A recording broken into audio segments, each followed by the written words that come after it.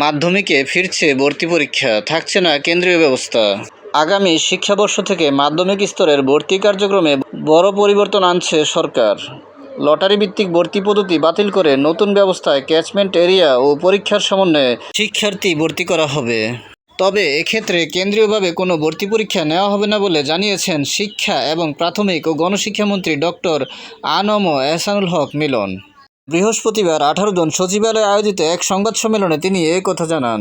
মন্ত্রী বলেন, ভর্তি পরীক্ষা নেওয়া হবে, তবে তা কেন্দ্রীয়ভাবে একক কোনো ব্যবস্থায় নয়। ক্যাচমেন্ট এরিয়া বিবেচনায় নিয়ে স্থানীয় পর্যায়ে ভর্তি কার্যক্রম পরিচালিত হবে। ফলে সব জায়গায় একই ধরনের পরীক্ষা পদ্ধতি অনুসরণ করা হবে না।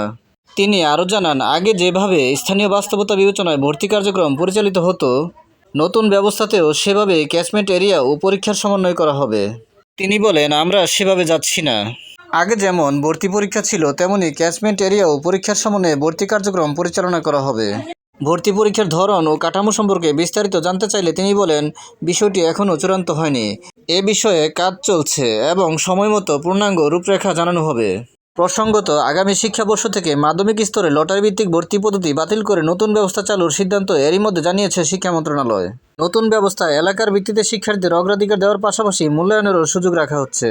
ভিডিওটি ভালো লাগলে লাইক, কমেন্ট ও শেয়ার করে দিবেন এবং চ্যানেলটি সাবস্ক্রাইব করে পাশে থাকার অনুরোধ জানিয়ে সকলের সুস্বাস্থ্য কামনা করে এখানেই শেষ করছি। আসসালামু আলাইকুম।